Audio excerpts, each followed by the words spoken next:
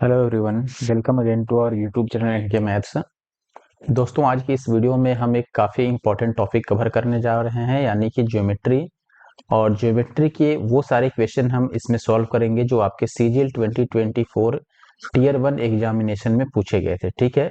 और ये ज्योमेट्री का पार्ट 1 होगा। आपको पता होगा कि एसएससी सीएचएसएल हो, सीपीओ हो या फिर सीजीएल हो, इसमें जो ज्योमेट्री के नंबर ऑफ क्वेश्चन होते हैं वो काफ़ी अधिक मात्रा में होते हैं। यानी कि ऑल ओवर अगर सभी शिफ्ट्स को मिला के हम बात करें तो यहाँ पर जितने भी सीजीएल के शिफ्ट हुए हैं, टीयर 1 की मैं बात कर रहा हूँ, उसमें जो भी ज्योमेट्री के क्वेश्चन पूछे गए हैं उनको हम सॉल्व करेंगे।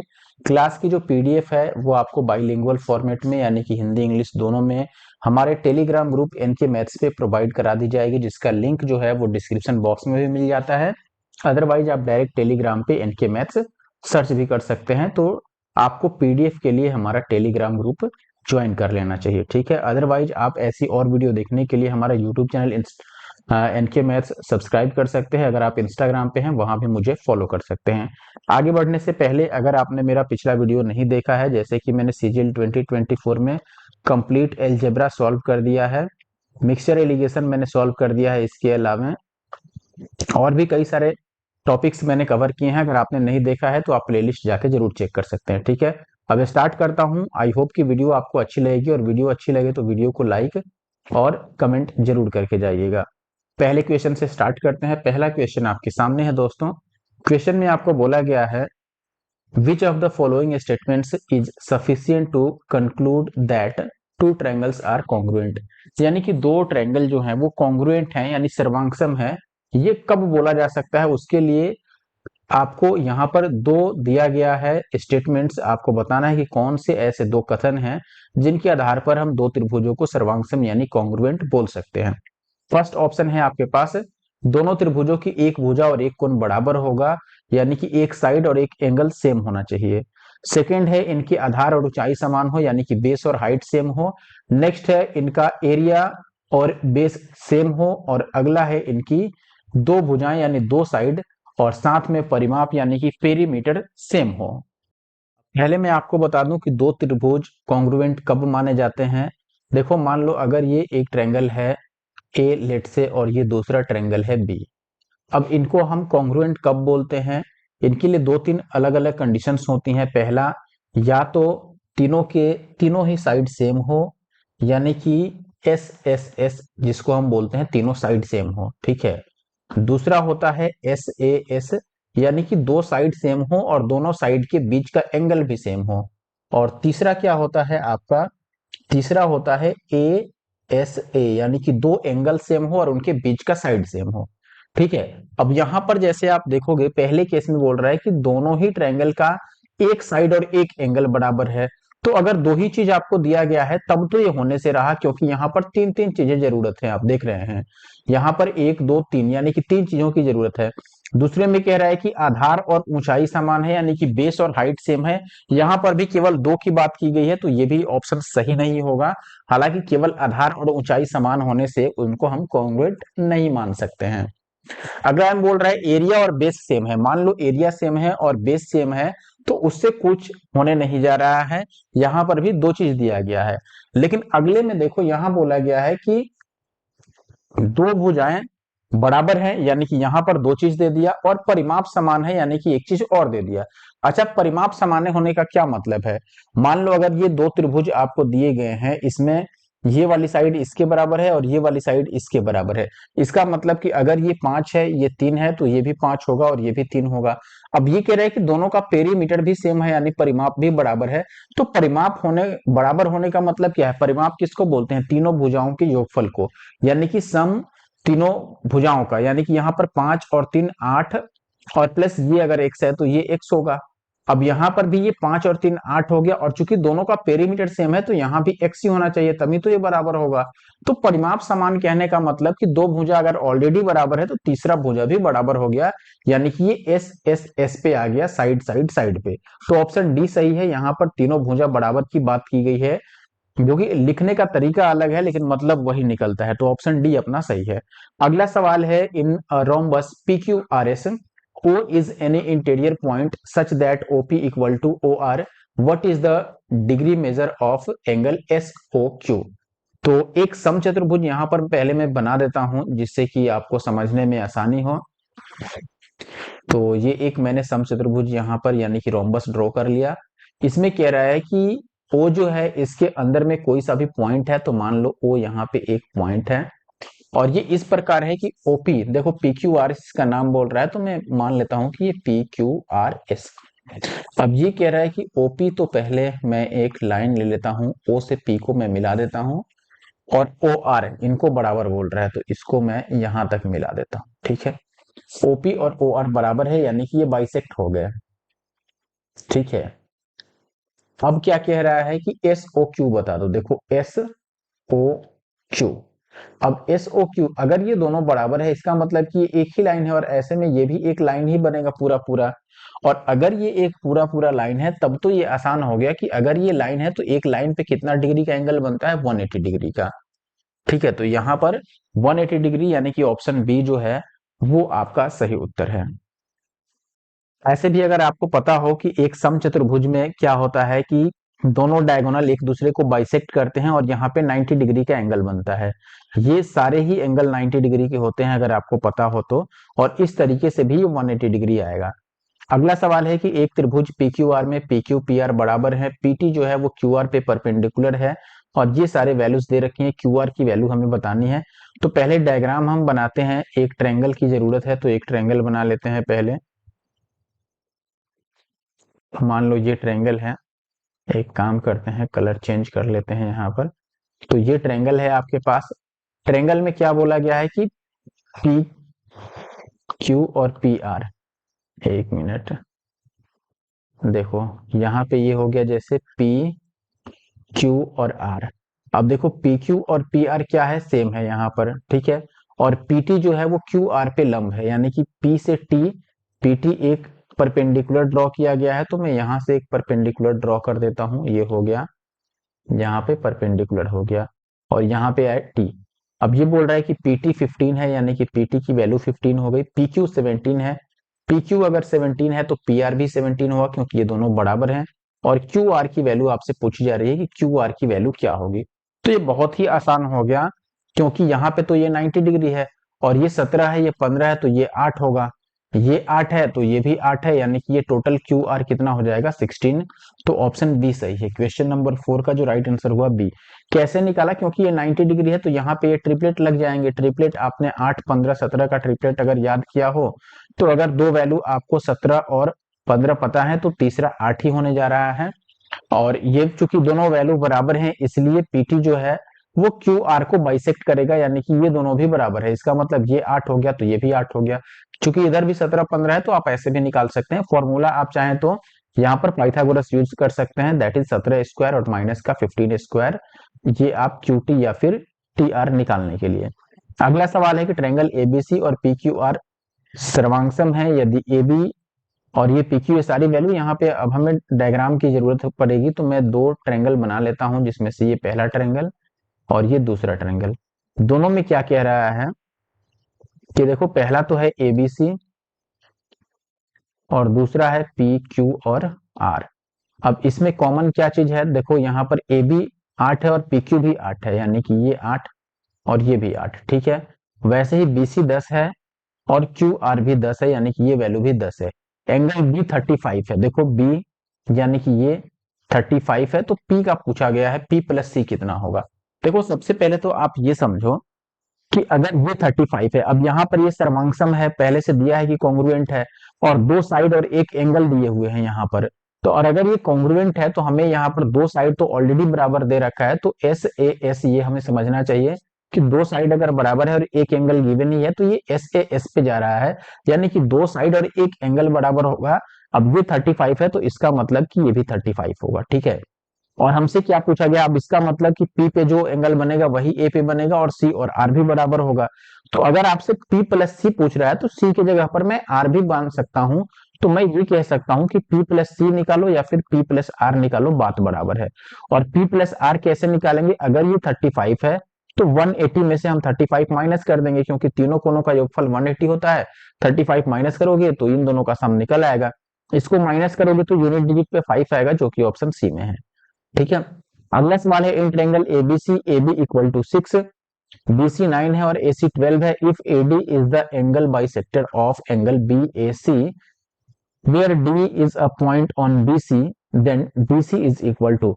तो पहले मैं डायग्राम बना लेता हूं, यानी कि ये मान लो एक हमारे पास आ गया ट्रायंगल जिसमें एंगल बाइसेक्टर ड्रॉ किया गया है वो BAC का, ठीक है, BAC का। तो मैं इसी को A मान लेता हूं और यहां पर ये हो गया A B और C।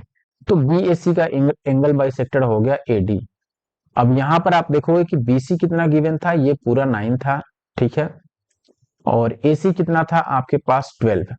अब इसमें हमसे पूछा क्या गया है कि BC बता दो क्या होगा। D जो है वो पॉइंट है BC पे, वो तो हमने यहाँ पे निकाल ही लिया है, और हमसे जो पूछा गया है वो DC, यानी कि ये वैल्यू पूछी गई है, ये अगर x है तो। देखो सबसे पहले तो ये आप ध्यान दे लो। अच्छा, एक चीज यहाँ पे और गिवन है, AB भी 6 गिवन है यहाँ पर, ठीक है।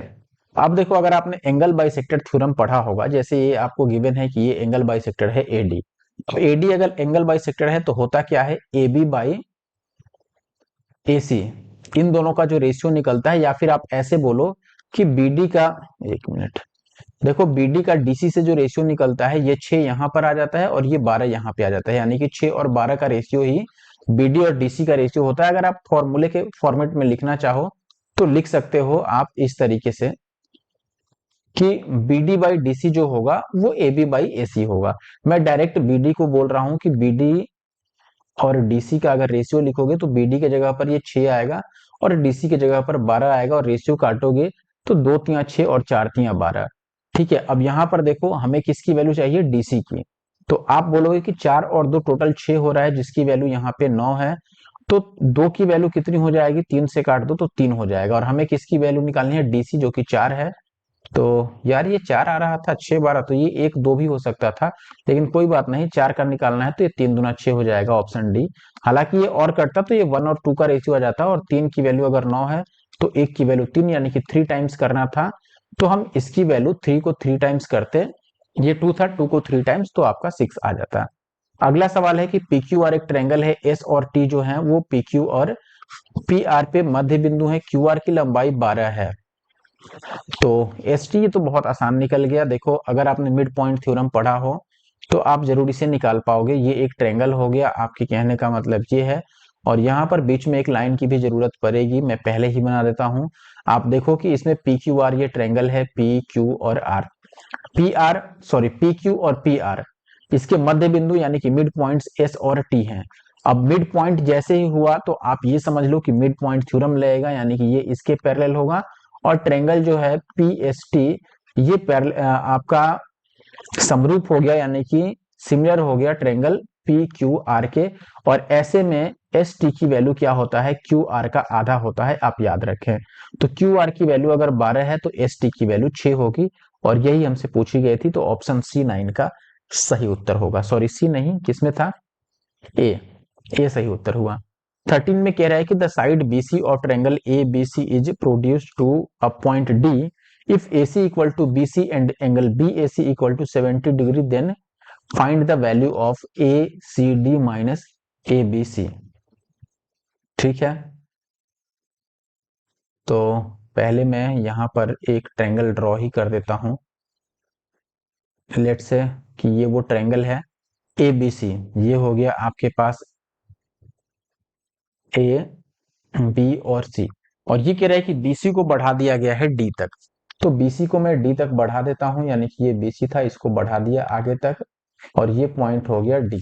अब क्या कह रहा है कि AC और BC बराबर है। देखो AC और BC, पूरे BC की बात कर रहा है, ये वाला लाइन और ये वाला लाइन क्या हो गया, बराबर हो गया, AC और BC। अब कह रहे हैं कि BAC 70 डिग्री है। BAC कहाँ भाई, BAC यानी कि ये एंगल कितना हो गया, 70 हो गया, और हमसे ACD यानी कि ACD और माइनस ABC पूछा गया है। देखो सबसे पहले तो ये समझ लो, हालांकि आंसर इसका 70 ही आने जा रहा है, ये पहले ही तय हो गया। कैसे, ये अगर 70 है और ये साइड बराबर है, तो अगर आपको पता हो कि किसी भी ट्रायंगल में अगर दो साइड सेम होते हैं तो उनके सामने के एंगल, यानी कि ये थीटा है तो ये भी थीटा होगा, इसके सामने और इसके सामने के एंगल बराबर होते हैं। तो आप यहां से डायरेक्ट बोल सकते हो कि ये और ये लाइन सेम है, तो ये 70 हुआ तो ये भी 70 हो गया। फिर ये चूंकि एक्सटर्नल एंगल है तो इन दोनों के योगफल के बराबर होगा। It means angle A C D is equal to sum of the angle A and B. तो 70 और 70 ये 140 हो गया, फिर इसमें से इसको माइनस करना है तो वो 70 ही आएगा। आगे बढ़ते हैं। अगला सवाल, आपके पास दो कॉन्ग्रुएंट दिए गए हैं ट्रायंगल, ये कॉन्ग्रुएंस का साइन है, यानी कि यहाँ पर ये दोनों ही सर्वांग है। अब एक में पी क्यू आर दिया है और ये सारे दिए हुए हैं, तो हम एक काम करते हैं, पहले ट्रायंगल ही दो ड्रॉ करते हैं जिससे कि समझने में आसानी हो। तो ये एक ट्रायंगल हो गया, फिर एक ये ट्रायंगल हो गया, ठीक है। पहले ट्रायंगल में पी क्यू आर बोला गया है तो ये पी क्यू आर। अगला है एम ओ और एन। अब क्या बोला गया है कि पी क्यू आर 82 है, यानी कि P Q are this one is 82 and Q R and P, यानी कि ये दिया गया है 47। और आर पी क्यू ये तो नहीं भी देता तो हम निकाल लेते, ये 51 आएगा।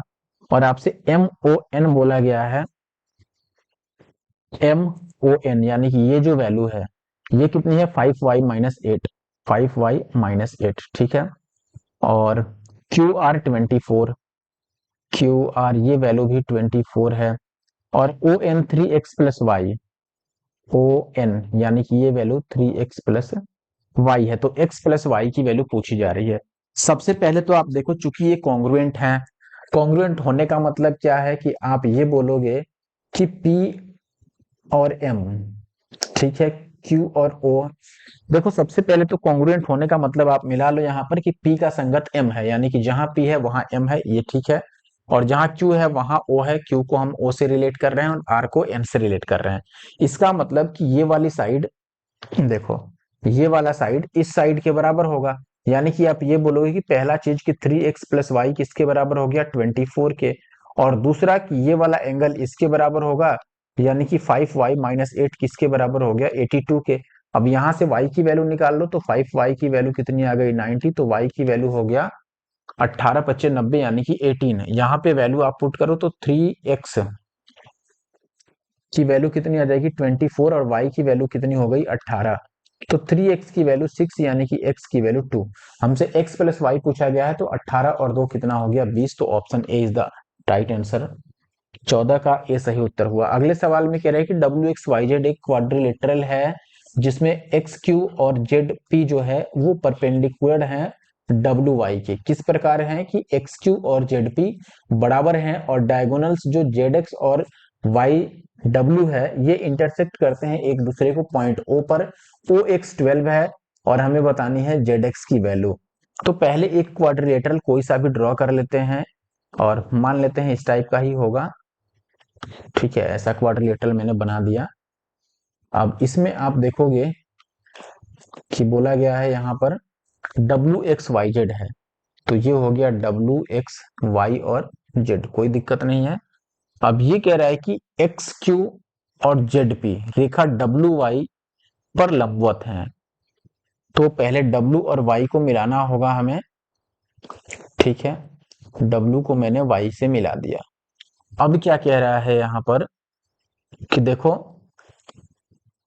जेड पी जो है और जो एक्स क्यू है ये डब्ल्यू वाई पर लंबवत है। एक्स के साथ क्यू है तो मैं एक्स के साथ क्यू को मिलाता हूं और जेड के साथ पी को, इस तरीके से मैंने मिला दिया। और इसके कहे अनुसार ये परपेंडिकुलर भी हैं, जेड के साथ पी है और एक्स के साथ क्यू है, यही बात था। अब ये कह रहा है कि एक्स क्यू और जेड पी भी बराबर हैं, यानी कि ये दोनों लाइन क्या हो गया, बराबर हो गए। और ये कह रहा है कि विकर्ण जेड एक्स और डब्ल्यू वाई, यानी कि जेड एक्स और डब्ल्यू वाई की भी बात कर रहा है यहाँ पर, तो इनको भी हमें मिलाना पड़ेगा।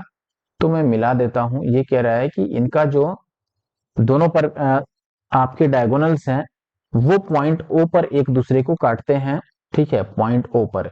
तो ये जो है ये पॉइंट आपका बन गया ओ। अब क्या कह रहा है कि यदि ओ एक्स 12 है, यानी ओ से एक्स की वैल्यू यानी कि ये वैल्यू 12 है, ठीक है, तो जेड एक्स की वैल्यू बता दो, यानी पूरा जेड से एक्स तक की वैल्यू बता दो क्या होगी। अब देखो अगर आप ये सोच रहे हो कि ये जो डायग्राम है ये तो एक रेक्टेंगल है, यानी कि आयत है, और आयत में आप सोचोगे कि ये बाइसेक्ट होता है, यानी कि ये 12 है तो ये भी 12 हो गया और पूरा हो गया 24। तो इस तरीके से आप गलत कर पाओगे, यानी कि ये आंसर गलत हो जाएगा ऐसे। ठीक है, आंसर सही आ भी जाए लेकिन तरीका गलत हो जाएगा आपका, और हमेशा ऐसे सही उत्तर आप नहीं निकाल पाओगे। देखो करना क्या होगा हमें यहाँ पर, जो सही तरीका है वो क्या है, हम इस ट्रायंगल की बात करते हैं, ये वाला ट्रायंगल देखो ध्यान से समझना। अभी मैं जो ट्रायंगल आपको बता रहा हूँ, ये जो ट्रायंगल है आपका, this triangle that is ZPO, और साथ ही साथ इसके सामने एक और ट्रायंगल है that is OX&Q, OXQ। I hope कि ये आप समझ पा रहे हैं। दोनों को जरा आप ध्यान से देखो और एनालाइज करो, तो आप पाओगे क्या कि ये वाला जो एंगल है और ये वाला जो एंगल है, ये दोनों तो सेम होगा, शीर्षाभिमुख कोण यानी कि वर्टिकली अपोजिट एंगल। तो आप देखोगे कि ये एक एंगल सेम हो गया, पहली बात। दूसरी बात आप देखोगे कि ये साइड भी सेम है भाई, यानी कि पी जेड जो है, एक एंगल तो सेम हो गया, और साथ में जेड पी और Z x, sorry x Q, Z P और एक्स क्यू, ये क्वेश्चन में ही सेम दे रखा था, तो ये दूसरा साइड सेम हो गया। ठीक है, और एक 90 डिग्री, ये 90 डिग्री है और यहाँ पे ये भी 90 डिग्री है, यानी कि एक और एंगल बराबर होगा। तो दो एंगल और एक साइड बराबर हो गया, तो आप ए एस ए इससे कह सकते हो कि दोनों ट्रायंगल क्या हो गया, यानी कि ट्रायंगल जेड पी ओ और ट्रायंगल ओ एक्स क्यू, ये क्या हो गए, सर्वांगसम हो गए, यानी कि कॉन्ग्रुएंट हो गए। और कॉन्ग्रुएंट होने का मतलब कि साइड भी सारे सेम होंगे, यानी कि ये साइड अगर 12 है तो ये साइड भी 12 होगा, और पूरा फिर कितना हो गया 24। तो ऑप्शन सी सही उत्तर है, लेकिन तरीका यही सही है, अदरवाइज आप गलत आंसर को मार्क कर सकते हैं। अगला सवाल है कि एक चतुर्भुज है काइट के टाइप का एबीसीडी, जिसमें लंबा विकर्ण बीडी खींचा गया है, और ये आपको एक एंगल और ये दूसरा एंगल दिया है, और तीसरा पूछ रहा है। तो सबसे पहले काइट कैसा होता है, रोम्बस के टाइप का, तो मैं एक रोम्बस बनाता हूं इस टाइप से, इधर से बना लें, मान लो ये हो गया। अब क्या बोल रहा है यहाँ पर कि देखो इसमें लंबा विकर्ण बीडी है, तो ये विकर्ण मैंने बीडी मान लिया। ठीक है, इसको भी मिला देते हैं अगर आगे जरूरत हो तो, और अभी मैं वैल्यू लिख देता हूं, लेट से कि ये BD है, तो ये मैं बोल देता हूं कि ABCD हो गया। आप ठीक है, आप इधर भी A को लगा सकते थे, उससे कोई दिक्कत नहीं है। और आपको एंगल ABD दिया है 54, AB और D, दिस इज 54, और कह रहा है कि ADB 50 है, AD और B यानी कि ये कितना हो गया, ये 50 हो गया। ठीक है, अब अगर आपको एक चीज पता हो, सबसे पहले तो हम ये वैल्यू निकाल सकते हैं, देखो ये वाला निकाल सकते हैं ना, इस ट्रायंगल की मैं बात कर रहा हूँ, ट्रायंगल ABD। अगर दो एंगल पता है तो तीसरा निकाल सकते हैं, यानी कि BAD अगर आप निकालने जाओगे तो ये हो जाएगा 180 माइनस इन दोनों का सम, यानी कि 54 और प्लस का 50, कितना हो गया, दिस इज 180 माइनस का 104, तो ये 76 आ गया। अब ये वैल्यू अगर 76 है तो ये भी क्या होगा, 76 होगा, यानी कि ऑप्शन सी सही होगा। ये याद रखना चाहिए आपको, इसकी टोटल वैल्यू इसके बराबर होती है और इसकी टोटल वैल्यू इसके बराबर होती है, और इन दोनों का सम कितना होता है, यानी कि डी और सी आप ऐड करोगे तो ये 180 आ जाएगा, और वही चीज यहाँ भी लागू होगा। अच्छा, अब यहाँ पर अगला क्वेश्चन देखिए, इसमें बोला गया है in triangle PQR if PT is the median then which of the following is correct. देखो ये सारे ऑप्शंस दे रखे हैं, और आपको ट्रायंगल PQR में PT को मीडियन बताया गया है। PT अगर मीडियन है तो ये दोनों बाइसेक्ट हो गए, यानी कि QR बाइसेक्ट हो गया, तो QT और TR बराबर हो गया। अब ये जो ऑप्शन दे रखे हैं, जैसे देखो ऑप्शन में क्या दिया गया है, PQ का स्क्वायर और PR का square, PQ square plus PR square. देखो जब भी PQ square plus PR square निकालना हो मीडियन के केस में, तो यहाँ पर अपोलोनियस थ्योरम लगता है। अगर आपको अपोलोनियम थ्योरम पता हो, क्या होता है दोस्तों, थ्योरम कहता है कि PQ स्क्वायर, यानी कि जहां भी माध्यिका खींची गई है उसके दोनों आसन भुजाओं का योग के वर्गों का योगफल लेते हैं, यानी कि PQ का स्क्वायर और PR का स्क्वायर, इनका जो सम होगा PR का स्क्वायर, ये किसके बराबर होगा, ये माध्यिका का स्क्वायर यानी कि PT का स्क्वायर, और प्लस इनमें से किसी एक को ले लो, क्योंकि दोनों ही बराबर है, QT लो या फिर TR लो।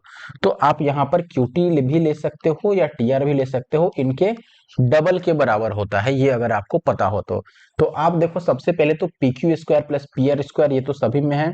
राइट साइड में PT square plus QT square यहाँ पर है, लेकिन 2 नहीं है। यहाँ पर भी है, लेकिन यहाँ पूरा क्यू आर ही दिया गया है तो ये भी गलत है। यहाँ है, ये सही है, इसमें तो माइनस ही है, तो ऑप्शन सी सही हो गया। थ्योरम याद रखिए, कई बार ये पूछा जाता है डायरेक्ट थ्योरम भी या फिर इस पे बेस्ड क्वेश्चन भी। अगला सवाल है, if we extend the chord infinitely on both sides then the chord becomes, देखो ये कह रहा है कि अगर किसी कॉर्ड को दोनों साइड अगर हम बढ़ाते हैं तो वो फिर क्या बन जाएगा। ऑप्शन है आपके पास छेदक रेखा, स्पर्श रेखा, लंब या फिर व्यास। छेदक रेखा हम बोलते हैं सेकेंड को, और स्पर्श रेखा हो गया आपका टेंजेंट, और लंब हो गया परपेंडिकुलर, और व्यास हो गया डायमीटर, यानी कि ये डी हो गया। ठीक है, तो ये आपको जरूर पता होगा अगर आपने सर्कल पढ़ा होगा। हालांकि ये क्वेश्चन सर्कल का है और सर्कल की क्लास भी हम आगे लेंगे। देखो एक सर्कल में अगर मान लो ये एक कॉर्ड है, अगर इसको आप दोनों साइड बढ़ा देते हो तो ये क्या हो गया, इसको पार करने वाली रेखा हो गई सेकेंड हो गया, यानी कि छेदक रेखा। तो ऑप्शन ए सही है। अगला सवाल है, एक समांतर चतुर्भुज है आपके पास एम एन ओ पी, जिसकी भुजा एम एन को क्यू तक इस प्रकार बढ़ाया गया है कि ये सब है, और आपसे पूछा गया है कि आर जो है वो ओ एन को किस अनुपात में बांटेगा। तो सबसे पहले हम एक समांतर चतुर्भुज खींच लेते हैं। समांतर चतुर्भुज मान लो ये मैंने ड्रॉ कर दिया, इस तरीके से ड्रॉ करते हैं, थोड़ा छोटा कर लेते हैं। ये हो गया समांतर चतुर्भुज। इसमें क्या दिया गया है दोस्तों आपको, इसमें बोला गया है एम एन क्यू को इस प्रकार बढ़ाया गया है, एम एन को क्यू तक। तो एक काम करते हैं, नेमिंग कर लेते हैं इसमें एम एन ओ पी, और बढ़ाना किसको है, एम एन को। तो एक काम करते हैं, हम थोड़ा छोटा कर लेते हैं इसको, ठीक है, साइज को थोड़ा छोटा करना होगा, सॉरी।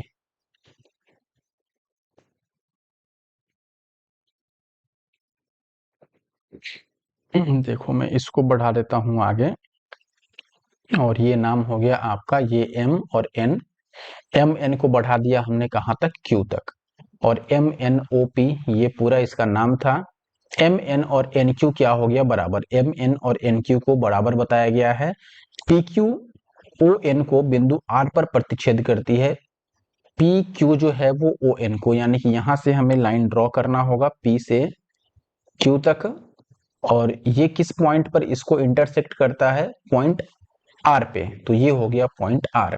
अब ये कह रहा है कि आर ओ एन को, यानी कि इनको किस रेशियो में डिवाइड करेगा, यानी आपसे O R ratio R N पूछा जा रहा है कि इसकी वैल्यू क्या होगी।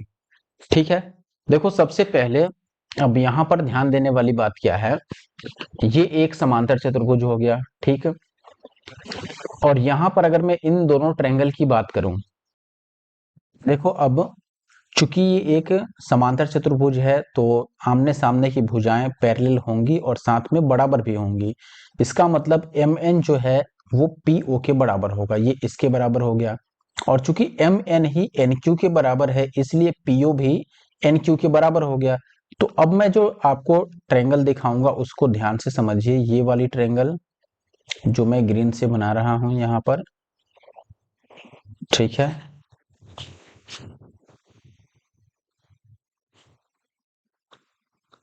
और साथ में ये दूसरी ट्रायंगल है जो मैं ग्रीन से बना रहा हूं। इस दोनों के बारे में ध्यान से समझिए। सबसे पहले एक साइड तो बराबर हो गया, कौन सी साइड भाई, तो अब मैं बोलूंगा पी ओ किसके बराबर हो गया, एन क्यू के बराबर हो गया, एक साइड बराबर हो गया। अच्छा, अब अगर आप एंगल की बात करो तो ये वाला जो एंगल है और ये वाला एंगल दोनों वर्टिकली अपोजिट हैं, यानी कि एंगल पी आर ओ और एंगल एन आर ओ ये दोनों बराबर हो गया, ये एंगल बराबर हो गया। अच्छा, अब चूंकि ये दोनों पैरेलल लाइंस हैं, यानी कि इसको मैं आगे बढ़ा दूं तो ये पी ओ और एन क्यू पैरेलल हैं। इसका मतलब कि ये एंगल भी यहाँ पे बराबर होगा, ठीक है। त्रिज्या कोण यानी कि दो रेखाओं को अगर तिरछा रेखा काटता है तो ये वाला एंगल इसके बराबर होगा, ये तो आपने पढ़ा होगा। तो ये एंगल इसके बराबर हो गया, ठीक है।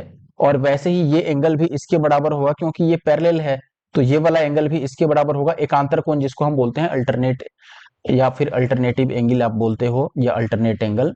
तो आप देखोगे कि ये दो एंगल, जैसे ये एक्स और ये वाई, दो एंगल और उनके बीच का साइड ये बराबर हो गया दोनों में। तो जब भी दो एंगल और उनके बीच का साइड बराबर होता है तो ये दोनों ही ट्रायंगल सर्वांगसम यानी कि कॉन्ग्रुएंट होते हैं। यानी कि ये दोनों ट्रायंगल कॉन्ग्रुएंट हो गए, और कॉन्ग्रुएंट हुए तो ये वाली साइड इसके बराबर आ गया। अब ये दोनों साइड अगर बराबर है तो इनका रेशियो 1:1 का आएगा। ठीक है, यानी कि ऑप्शन ए सही उत्तर है। आई होप कि आप बात समझ पाए होंगे। अगले सवाल में ये जो डायग्राम आपको दिया गया है, इसमें कह रहा है कि त्रिभुज एबीसी और त्रिभुज ईएफसी, ठीक है, ये दो त्रिभुज आपको दिखाए गए हैं। देखो ए बी सी नहीं होना चाहिए भाई, ए बी डी होना चाहिए ना। एफ ई सी तो सही ही दिखाया गया है, एफ ई और सी। अच्छा चलो जो भी हो, आगे पढ़ते हैं। यहाँ पर बी ए डी एंगल जो है वो 60 डिग्री है। देखो बी ए और डी, ये एंगल कितना हो गया, यहाँ पे 60 हो गया। और बी डी की जो लेंथ है वो ईसी के बराबर है। बी डी और ईसी क्या है, बराबर है, यानी कि बी से डी तक निकालो या सी से ई तक निकालो, ये लेंथ बराबर है। और आगे ये भी कह रहा है कि ए बी डी और एफ ई सी या फिर ए बी डी, ये 90 डिग्री है, ये भी 90 डिग्री है। ठीक है, अब ए बी और एफ ई भी बराबर है। ए बी और एफ ई यानी कि इसकी लेंथ इसके बराबर है। तो हमसे बी ए डी, देखो बी ए और डी और बाई एफ सी ई पूछा गया है, एफ सी और ई। देखो सबसे पहले तो अब यहां पर ये समझो आप, बी ए डी में अगर एंगल बी ए डी की बात करें और नीचे एंगल एफ सी ई की बात की जा रही है, तो बी ए डी तो अभी हमें पता है, बी ए डी कितना है 60। एफ सी ई निकालना होगा हमें। एफ सी ई कैसे निकाले, अब दोनों ट्रायंगल की अगर मैं बात करता हूं, यानी कि ट्रायंगल बी ए डी की, देखो बी ए डी और दूसरा है ट्रायंगल आपके पास सी एफ ई, ये वाला हो गया सी एफ ई। अब इसमें आप देखो कि एक साइड ये वाला तो बराबर है, ठीक है, दूसरा साइड ये वाला भी बराबर है। ये देखो परपेंडिकुलर वाले साइड बराबर हैं, बेस वाले साइड भी बराबर दे रखे हैं।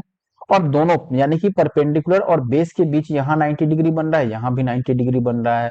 तो दो साइड और एक एंगल, यानी कि एस ए एस हो गया यहाँ पे, यानी कि दोनों क्या हो गए, कॉन्ग्रुएंट हो गए। कॉन्ग्रुएंट हो गए तो इसके मतलब कि इनके एंगल्स भी बराबर होंगे। ठीक है, तो एफ सी ई की बात की गई है, ध्यान दीजिएगा, एफ सी ई। अब ये अगर 60 है तो ये भी कितना हो गया दोस्तों, 60 हो गया, क्योंकि ये दोनों कॉन्ग्रुएंट हो गए। अब ये 60 है तो इसकी वैल्यू निकाल लो, ये 90 और 60 150 हो गए, तो ये कितना होगा 30। 180 में से माइनस कर लो, अब ये 30 हो गया तो यहाँ पे पुट कर दो, तो 30 दूना 60 यानी 2 और 1 का आएगा, तो 2 और 1 का रेशियो आएगा, जो कि ऑप्शन सी में है, 21 का सी। आई होप कि आप बात समझ पाए हो। नेक्स्ट क्वेश्चन में आपको बोला गया है ट्रायंगल ई एफ जी है और दूसरा एच आई जे है, दोनों ही समान है, यानी कि सिमिलर है, समरूप है, साथ ही ये सब दिया हुआ है। तो आपको आई जे किसके बराबर है ये बताना है। तो पहले मैं डायग्राम बनाता हूं, यानी कि दो ट्रायंगल से ड्रॉ कर लेता हूं, जिसमें से ये पहला ट्रायंगल और ये दूसरा ट्रायंगल। अब इसमें ध्यान से देखिए क्या बोला जा रहा है। पहला है ई एफ जी, यानी कि ये हो गया ई एफ और जी। दूसरा हो गया एच आई जे, तो ये एच, ये आई और ये हो गया जे। अब ये कह रहा है कि साथ ही ई और एच बराबर हैं, यानी कि ये एंगल जो है ये इसके बराबर है। एफ और आई बराबर है, यानी कि ये इसके बराबर है। तो अब दो अगर बराबर होंगे तो तीसरा तो ऑटोमेटिक बराबर होना ही है, और ये समरूप हो भी गए, क्योंकि ये क्वेश्चन में ऑलरेडी भी दिया हुआ था कि समरूप था।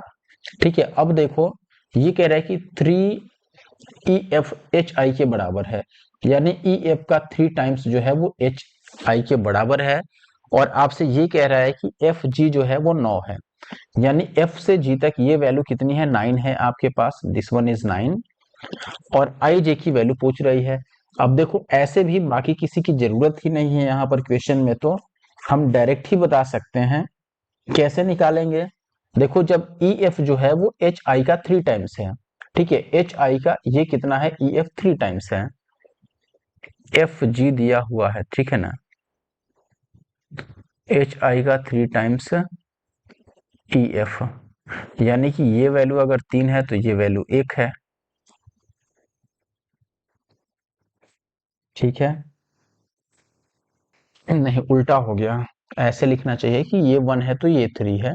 आप यहां से भी निकाल सकते हैं, 3 ई एफ की वैल्यू अगर एच आई है तो E F by H I कितना हो जाएगा, तो आप बोलोगे कि ये 1/3 हो जाएगा, यानी एच आई 3 है तो ये 1 है, तो आप बोलोगे कि 1 की वैल्यू अगर 3 है तो 9 की वैल्यू कितनी हो जाएगी, 3 टाइम्स करोगे तो ये 27 आ जाएगा। ऑप्शन ए सही होगा। अगला सवाल, समचतुर्भुज है ABCD, ओ कोई आंतरिक बिंदु है OC और ये सब दे रखा है, तो ये कितना है। ऐसा मैंने एक क्वेश्चन शायद इसी वीडियो में कराया भी है, अगर आपको याद हो तो। फिर भी कोई बात नहीं, मैं एक डायग्राम बनाता हूं। यहाँ पर मैंने एक समचतुर्भुज बना दिया। अब इसमें क्या बोल रहा है कि ओ कोई इसमें इंटीरियर पॉइंट है, ये मान लिया ओ इंटीरियर पॉइंट है, OA और OC बराबर है। ठीक है, पहले ABCD ही मैं लिख लेता हूं। ये हो गया आपका ABCD। ठीक है, अब O से A तक खींचा और फिर O से C तक खींचा। मान लो यहाँ पे O है, तो ये कह रहा है कि OA और OC बराबर है, यानी कि ये लेंथ और ये लेंथ बराबर है दोनों। ठीक है, तो DOB पूछ रहा है आपसे, DO और B। अब ये 180 डिग्री वाला केस मत समझ लेना, क्योंकि ऐसा क्वेश्चन हमने एक किया था। ठीक है, हालांकि अब चूंकि ये बाइसेक्ट हो रहा है, तो एक समचतुर्भुज में आपको पता होना चाहिए कि समचतुर्भुज में जो डायगोनल्स होते हैं वो एक दूसरे को बाइसेक्ट करते हैं। यानी ये बाइसेक्ट हो रहा है, यानी कि ये डायगोनल है, सीधी सी बात है। ओ जो है वो डायगोनल पे स्थित है और ओ जो है वो उसका मिड पॉइंट भी है। और दूसरा डायगोनल अगर खींचोगे तो वो भी ओ से जाएगा और ओ इसको भी बाइसेक्ट करेगा। ये बात आपको पता होना चाहिए। कैसे मैं ये बोल पा रहा हूं, क्योंकि ये एक रोम्बस है, यानी कि समचतुर्भुज है, और समचतुर्भुज में जैसे ही ये बाइसेक्ट होने के लिए बोला कि ये दोनों वैल्यू बराबर है, तो मैं समझ गया कि ए और सी कोई और लाइन नहीं बल्कि ये एक सीधी रेखा है और ये डायगोनल भी है और वो इसका मिड पॉइंट है, यानी कि सेंटर। तो ये दोनों भी बराबर हो गया और इस तरीके से ये पूरा एंगल कितना हो गया 180 डिग्री का। और इसका हमें 5/9 टाइम्स बताना है, तो 9 से इसको काटोगे तो 20 बार में कटेगा और 20 बच्चे कितना होता है 100। तो ऑप्शन डी सही हो गया आपके क्वेश्चन नंबर 23 का। और अगर वीडियो आपको पसंद आ रहा है और अभी तक आपने वीडियो को लाइक नहीं किया, तो जरूर से लाइक कर दे दोस्तों। और चैनल जो हमारा यूट्यूब चैनल इनके मैथ्स है, अगर आपने सब्सक्राइब नहीं किया है तो जरूर से सब्सक्राइब भी कर लें। ठीक है, अगले सवाल पर आते हैं। यहाँ कह रहा है कि त्रिभुज एबीसी में डीई और बीसी पैरेलल है, ये सब दे रखा है, तो डीबी की वैल्यू। तो पहले एक ट्रायंगल में ड्रॉ कर लेता हूं, और आपको मैंने पहले भी बताया था कि हम सर्कल के क्वेश्चन अलग से कवर करेंगे। ठीक है, इसमें ये कह रहा है कि डीई बीसी के पैरेलल है, तो यहाँ से मैंने एक लाइन भी खींच दिया। अब अगर मैं वैल्यू यहाँ पे लिख दूं कि ये ए है, ये बी है, ये सी है और ये डी है और ये ई है। डीई जो है वो बीसी के पैरेलल है और 5 टाइम्स ऑफ एई, ये 3 टाइम्स ऑफ ईसी है, यानी कि एई का ईसी से अगर रेशियो निकालोगे तो 3/5 आ जाएगा। यानी ईसी ये अगर 3 है तो सॉरी एई 3 है ना, ये अगर 3 है तो ये कितना है 5 है, यानी कि ये टोटल कितना हो गया 8 है। तो अब क्या कह रहा है कि ए बी की वैल्यू भी आपको इसी तरीके से दे रखी है 6.4, और डी बी आपसे पूछ रहा है, यानी कि इसकी डीबी की वैल्यू कितनी होगी।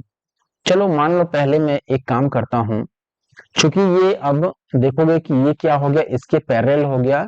तो किसी भी ट्रायंगल में अगर मान लो बेस के पैरेलल एक हम लाइन खींचते हैं, तो इस लाइन से जो छोटा वाला ट्रायंगल बनता है ना, वो बड़े ट्रायंगल के क्या होता है, सिमिलर होता है। यानी कि आप बोलोगे ट्रायंगल ए डी ई जो है this is similar to triangle A B C. यानी कि अब ये 3 और ये 5 है, तो यहाँ भी रेशियो 3 और 5 का बनेगा, यानी कि ये टोटल कितना हो गया 8। तो 8 की वैल्यू अगर 6.4 है दोस्तों, तो एक की वैल्यू 8 8 64 0.8, और हमें किसकी बतानी है, डीबी यानी 5 की वैल्यू बतानी है। तो 5 की वैल्यू 8 5 40 4 आएगा, इसको 5 से मल्टीप्लाई कर दो। और 4 ऑप्शन ए में है, तो ऑप्शन ए 26 का सही उत्तर होगा। अगले सवाल की बात करें 27 की।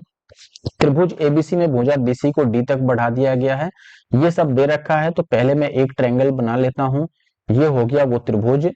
ठीक है, और इसमें किसी एक साइड को बढ़ा दिया गया है, तो मैं इसको बढ़ा देता हूं। और ये हो गया आपका ए बी सी, और बीसी को कहां तक बढ़ाया गया है, डी तक बढ़ाया गया है। ए सी बीसी के बराबर है, यानी कि ये वाला इसके बराबर है। ऐसा सेम क्वेश्चन हमने एक किया भी था इसी वीडियो में, अगर आपको याद हो। बी ए सी कितना है, बी ए सी ये 70 है। ठीक है, और 2.5 times of A C D पूछ रहा है, ए सी डी। देखो अब ये साइड और ये साइड बराबर है, ये 70 है तो ये भी 70 होगा, और ये एक्सटर्नल एंगल है, तो इन दोनों की योगफल के बराबर होगा, यानी कि 70 और 70 ये 140 हो गया। और ए सी डी का 2.5 टाइम्स यानी 5/2 पूछ रहा है। 2.5 का मतलब 5/2 ऑफ 140। इससे काट दो, ये 70 और 7 बचे कितना हो गया 35, यानी कि 350 कहीं पर भी नहीं है। तो हमें फिर से चेक करना होगा 2.5 ए सी डी का, ये 70 सी ए बी ही था ना। अच्छा बी ए सी, बी ए सी 70 है, और AC जो है वो BC के बराबर भी है, तो ये भी 70 हो गया, तो ये 140 हो गया निश्चित तौर पर। और ACD का 2.5 टाइम्स है। अच्छा, 2.5 हमने गलत लिख दिया। क्वेश्चन हमने पूरा नहीं पढ़ा इसलिए ये गलती हुई, हालांकि हमने वैल्यू सही निकाला है। इसमें आगे माइनस में भी है, देखो इसके आगे माइनस ये है 1.5 टाइम्स ऑफ ABC। यहाँ पर ये कंप्लीट दिख रहा है। तो 2.5 का मतलब हो गया 5 का आधा 140 का, और माइनस 1.5 का मतलब 3 का आधा किसका, ABC का, ABC यानी कि 70 का। तो ये आपको काट पीट के 350 आया ही था, और 2 से ये 35 दिया 105 हो गया। तो 10 में से 5 गया 5, और ये बच गया 4। तो लास्ट में 45 आएगा, और ये 2 तो है ही। तो ऑप्शन ए सही हो गया यहाँ पर 245, 27 का ए। आगे बढ़ते हैं। 30th क्वेश्चन है, पी क्यू एक दूसरे को 10 सेंटीमीटर की दूरी पर दो नियत बिंदु हैं, यानी कि एक लाइन ही मैंने मान लिया, इस तरीके से मान लो, इसको नीचे यहाँ पर बनाते हैं। ठीक है, इसमें कह रहा है कि ये पॉइंट हो गया और ये पॉइंट हो गया, ये P है ये Q है, और बीच का डिस्टेंस कितना है 10। ठीक है, R PQ पर एक पॉइंट है कि PR 6 है।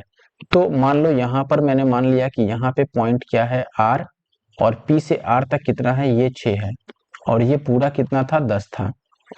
अब ये कह रहा है कि R PQ पर, अच्छा ठीक है, PR की लंबाई 5% बढ़ाई जाती है, PR की लंबाई यानी 6 को 5% बढ़ाने की बात कर रहा है। तो क्यू आर की लंबाई कितने प्रतिशत कम हो जाती है, यानी कि क्यू आर की लंबाई कितने प्रतिशत कम हो जाएगी। ठीक है, अब देखो ओवरऑल कहने का मतलब ये है कि इसको बढ़ाने से इसको कितना कम करना होगा कि टोटल वैल्यू 10 ही रह जाए। तो ये परसेंटेज का क्वेश्चन एक तरीके से हो गया। तो 6 में 5% बढ़ाओगे यानी कि ये इसका 105% बढ़ जाएगा, और ये अगर 6 है तो ये 4 हो गया। तो इससे हम बाद में निपटेंगे, इसको x रख लेते हैं, और ओवरऑल वैल्यू कितनी चाहिए, 10। ये आप ऐसे भी कैलकुलेट कर सकते थे। तो ये 6 25 30 का हो गया 0, और 60 और 3 63 और बटा 100 हो गया, और प्लस x इसकी वैल्यू 10। तो इससे ये काटोगे 6.3, तो x की वैल्यू कितनी आ जाएगी, 10 माइनस 6.3, यानी कि 10 में से इसको माइनस करोगे तो ये 3.7 आ गया। तो जो देखो ये वैल्यू पहले कितना था 4, लेकिन अभी ये कितना हो गया 3.7। तो कितना कम हो गया, तो आप बोलोगे कि 0.3 कम हो गया, किससे, 4 से, और इंटू का 100। तो इस डेसिमल से 0 कट जाएगा, 3/4 75% होता है, तो ये 7.5% हो गया, यानी कि ऑप्शन ए। आप कैलकुलेट भी कर सकते हो पूरा, कोई दिक्कत वाली बात नहीं है। आई होप कि ये बात आप समझे होंगे। अगला सवाल है कि त्रिभुज एबीसी में दो माध्यिकाएं जी पर समकोण पर काटती हैं, और ये सब दिया हुआ है, तो डायग्राम पहले बनाना पड़ेगा।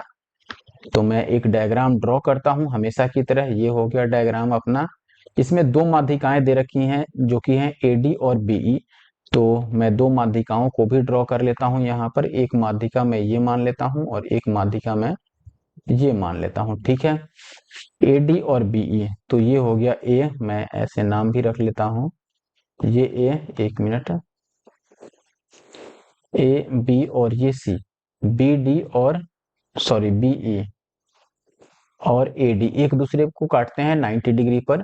और इसमें वैल्यू भी दे रखा है कि बीई जो है, ये आपका पूरा बीई ये कितना है, 9 है, और ए बी कितना है आपके पास, ए बी की लंबाई तो हमें बतानी ही है, मान लो x है, एडी आपके पास 12 है। तो हम अलग अलग से भी निकाल सकते हैं, क्योंकि दोनों माध्यिकाएं जहां पर कट कर रही हैं ये फिर 2 और 1 के रेशियो में, आपको पता होगा कि जो सेंट्रोइड होता है, ये सेंट्रोइड है, ये माध्यिका को 2 और 1 के अनुपात में बांटता है, यानी कि ये वैल्यू 2 है तो ये 1 है, तो टोटल 3 हो गया। 3 की वैल्यू बीई कितना दे रखा है आपके पास, 9। अगर 3 की वैल्यू 9 है तो ये 1 की वैल्यू 3 आ गया, यानी कि 3 गुना करना है, तो ये पूरा 3 हो गया, और ये पूरा कितना हो गया, 3 दूना 6। वैसे ही ये टोटल देख लो आप, 3 होगा रेशियो में, लेकिन ये 12 है, 3 चौके 12, तो 4 टाइम्स होगा, यानी कि ये 4 और ये आपका 2 चौके 8। तो ये 8 है और ये 6 है, तो इसकी वैल्यू निकालनी है। तो आप यहाँ पर पाइथागोरस लगा दो चुपचाप, कोई दिक्कत वाली बात नहीं है। तो ये हो गया 8 का स्क्वायर और प्लस 6 का स्क्वायर, यानी कि ये 100 आ गया, तो ये आ गया 10। ठीक है, 3 4 5 का ट्रिपलेट भी लग रहा है यहाँ पर, 3 4 5 को डबल किया गया है, तो ऑप्शन डी यहाँ पर 33 का सही हुआ। ये कैसे निकाला मैंने, देखो ये चूंकि 2 था और ये 1 था, तो टोटल 2 और 1 3 की वैल्यू कितनी आ गई थी यहाँ पर 12, तो 1 की वैल्यू 4 हो गई, और ये चूंकि 2 था तो 2 की वैल्यू 8, इस तरीके से। अगला सवाल क्या है कि डीईएफ में डी का समद्विभाजक ईएफ को एन पर प्रतिच्छेद करता है, और ये तमाम चीजें दी हुई है और कुछ पूछा भी जा रहा है। तो ऐसा सवाल मैंने करा भी दिया है इस वीडियो में, एंगल बाइसेक्टर थ्योरम पे बेस्ड है। ठीक है, देखो भुजा एंगल डी का बाइसेक्टर इसमें ड्रॉ किया गया है, ये हो गया मान लो बाइसेक्टर, और इसमें इसी को मैं डी मान रहा हूं, और ये ई हो गया और ये एफ हो गया। ये लाइन बाइसेक्टर है आपके पास, और डीई कितना दे रखा है 36 और डी एफ 40, और ये है एन, और आपसे एन एफ की लंबाई पूछी जा रही है। देखो सबसे पहले तो ये समझ लो कि ई एन और एन एफ का रेशियो क्या आएगा, 36 और 40 के ही रेशियो में आएगा, यानी कि ई एन का रेशियो अगर निकालोगे एन एफ से, एंगल बाइसेक्टर थ्योरम हम लगा रहे हैं, तो ये 36 और 40 के रेशियो में आएगा।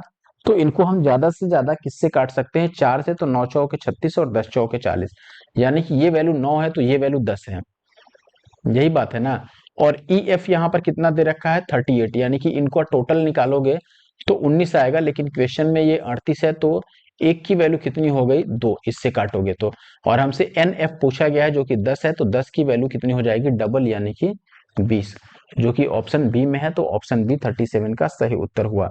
अगले सवाल की बात करें, 10 सेंटीमीटर 20 सेंटीमीटर 30 सेंटीमीटर भुजाओं वाले एक त्रिभुज एबीसी और 13 सेंटीमीटर कर्ण और 12 सेंटीमीटर परपेंडिकुलर वाले एक समकोण त्रिभुज के क्षेत्रफल का अंतर।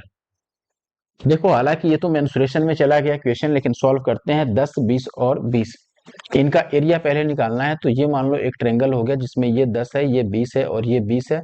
तो यहां से मैं एक लाइन ड्रॉ कर लेता हूं जो कि परपेंडिकुलर है और बाइसेक्ट भी कर रहा है इसको, क्योंकि ये दोनों साइड बराबर है तो ये बाइसेक्टर भी होगा, इतनी चीजें आपको पता होनी चाहिए। तो ये अब 5 हो गया और ये 20 है, तो ये हाइट हम निकाल लेते हैं। हाइट निकालोगे तो अंडर रूट ऑफ 20 का स्क्वायर माइनस 5 का स्क्वायर, यानी 400 माइनस 25, 5 का स्क्वायर तो कितना हो गया 25, 400 में से 25 को निकालोगे तो ये कितना आ गया 375। 15 से अगर मैं भाग करूं, 15 दूना 30 और 15 पीछे 75, ये आ रहा है। तो इसको मैं 5 और रूट का 15 लिख सकता हूं। ठीक है, अब यहां पर मैं अगर एरिया निकालूं तो इसका एरिया क्या हो जाएगा, एरिया निकालोगे तो 1/2, बेस टोटल कितना है यहाँ पे 10, और हाइट हमने h निकाल ही लिया 5√15। तो इसको काट पीट के अगर आंसर निकालोगे 2 पच्चे 10, तो 5 पच्चे 25 और रूट 15। और दूसरा त्रिभुज PQR का क्षेत्रफल निकालो, तो त्रिभुज PQR का अगर एरिया निकालोगे तो 1/2 बेस इंटू हाइट, इसमें कर्ण और लंब दे रखा है, तो 5 12 13 का ट्रिपलेट बन जाएगा। इसमें देखो ये है लंब यानी P की वैल्यू, या फिर यही हाइट है यहाँ पर, इसकी वैल्यू 12 है, और H यानी कि कर्ण दे रखा है 13। तो यहाँ पर बेस कितना हो जाएगा, 5 12 13 का ट्रिपलेट बनता है तो 5, तो ये हो गया बेस और इंटू का हाइट 12, तो 2 छक्के 12 और 6 पच्चे 30। इनका डिफरेंस बताना है। देखो यहाँ पे ये 25 है और रूट 15 की वैल्यू क्वेश्चन में गिवन है, तो आप यहाँ से उठा लो, रूट 15 की वैल्यू यहाँ दे रखा है 3.87, तो ये 3.87 हो गया। तो ओवरऑल अब हमें डिफरेंस बताना है इसका और इस पूरे का, तो ये कितना है 30 और माइनस ये हो गया 25 गुणा में 3.87। अगर मैं 5 को कॉमन ही ले लूं तो ये 6 होगा, और माइनस का यहाँ 5 से गुणा करोगे, 5 सत्ते 35, 5 अट्ठे 40 और 3 43, और 5 यहाँ 15 और 4 19, और ये डेसिमल इतना आएगा। तो 6 में से ये करीब करीब 2 है। अगर 6 में से 2 को लगता है कि हमने कहीं मिस्टेक कर दिया, बीच में प्लस निकालना है या माइनस निकालना है, दोनों का डिफरेंस बताना।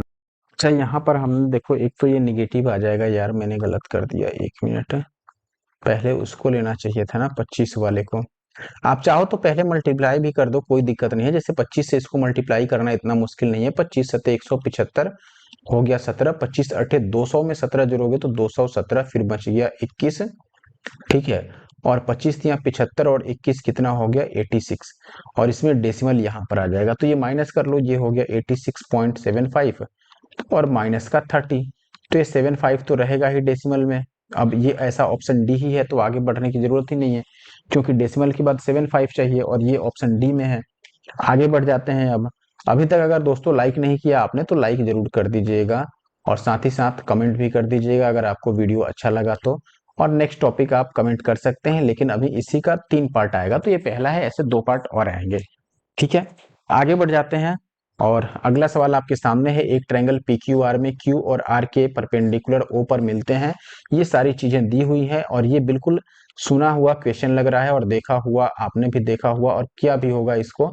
बहुत ही आसान है। देखो पहले तो इसमें Q और R के समद्विभाजक खींचने हैं, तो मैंने यहाँ से ड्रॉ कर दिया और ये हो गया P, ये हो गया Q और R, इनके जो समद्विभाजक हैं ये O पर मिलते हैं, तो ये O हो गया। और QOR आपको 107 दे रखा है, ये 107 है। P की वैल्यू ही पूछी होगी, मुझे पता है। देखो जब भी ये परपेंडिकुलर एंगल बाइसेक्टर दोनों हो, अगर इंटीरियर एंगल के बाइसेक्टर हो, तो ऐसे में आपने ये जरूर पढ़ा होगा कि जो QOR होगा, angle QOR, this is equal to क्या होता है 90 और प्लस P/2, यानी कि ठीक इसके पीछे जो एंगल होता है।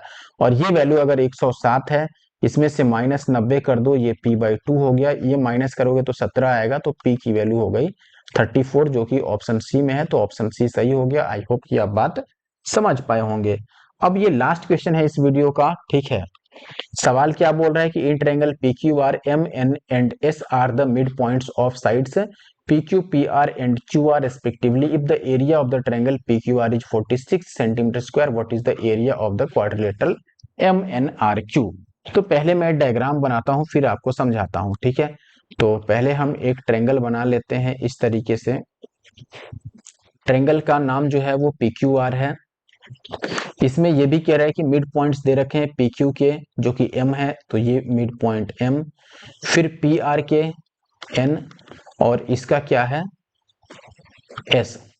अब क्या कह रहा है कि इफ द एरिया ऑफ, और एरिया पूछ किसका रहा है हमसे, MNRQ का, ठीक है। MNR और Q, यानी कि अगर मैं, देखो सबसे पहले तो मैं मिला देता हूं, एक काम करो, इनको मैं डायग्राम बना के पूरा मैच कर देता हूं, इसको इससे और फिर इसको इससे और इसको इससे। ऐसा करने से होगा क्या, आपने पढ़ा होगा कि एक ट्रायंगल में तीनों मध्य बिंदु अगर हम मिलाते हैं, तो जो चार तरह के आपके त्रिभुज बन रहे हैं उनके एरिया बराबर होते हैं। यानी कि ये अगर 1 है, ये 1 है, ये 1 है, ये 1 है, ठीक है। तो इन सब का एरिया क्या होगा, बराबर होगा। और यहाँ पर त्रिभुज PQR यानी पूरे का एरिया आपको दिया हुआ है। तो देखो अगर मैं पूरे का एरिया निकालूं, तो ये 1 2 3 और 4, यानी कि 4 की वैल्यू आपको दे रखी है कितनी, 46, यानी 2 की वैल्यू कितनी हो गई, 23। और आपसे पूछा किसका जा रहा है, MNRQ। देखो MNRQ ये वाला हो गया पार्ट आपका, ये पार्ट हो गया MNRQ पूरा अगर जोड़ते हो तो। और इसका एरिया कितना है, यहाँ पे आप देखोगे कि ये जो है, ये यहाँ पे कितना है 1, और यहाँ पर भी कितना है 1, यानी कि ओवरऑल इनका एरिया जो निकल के आ रहा है दोस्तों, ये कितना आएगा 2, यहाँ का 1 और यहाँ का 1, टोटल आप मिलाओगे तो एरिया हो गया दोस्तों 2। और 2 की वैल्यू हमने यहाँ पर निकाल रखी है ऑलरेडी की 23 है। तो 23 का मतलब ऑप्शन बी आपका सही हो गया। आई होप कि ये बात आप समझ पाए होंगे। एक और एक दो हमने MNRQ, अच्छा एक मिनट, 3 की वैल्यू निकालनी है। MNRQ ये भी है भाई, ये वाला भी है, इसमें इसको भी मिलाना है। तो एक यहाँ पर ये भी आ गया, देखो ध्यान से अगर आप समझ पाए तो ये भी एक वैल्यू आ गया, तो टोटल ओवरऑल 3 हो गया। हमें 3 की वैल्यू निकालनी है दोस्तों। तो अगर हमें 3 की वैल्यू निकालनी है तो भी कोई मुश्किल काम नहीं है, हम बता सकते हैं इजीली। कैसे बता सकते हैं, आप देखो यहाँ पर 2 की वैल्यू अगर ये है, तो 1 की वैल्यू हो जाएगा 23/2, यानी कि 23 का आधा कितना हो गया, 11.5, ठीक है। और हमें 3 की वैल्यू बतानी है, तो 5 तिया 15 और 11 तिया 33 और 1 34, तो 34.5, यानी कि ऑप्शन सी सही होगा, बी गलत हो गया, ठीक है। आई होप कि ये क्वेश्चन आपको समझ आया होगा। और पूरी वीडियो अगर आपको अच्छी लगी और अभी तक आपने लाइक नहीं किया है, तो प्लीज वीडियो को लाइक करें। और अगर आपने हमारे यूट्यूब चैनल एनके मैथ्स को सब्सक्राइब नहीं किया है, तो ऐसे और वीडियो देखने के लिए आप हमारे यूट्यूब चैनल जरूर सब्सक्राइब कर लें, ठीक है। मिलते हैं नेक्स्ट वीडियो में। Thank you for watching the video.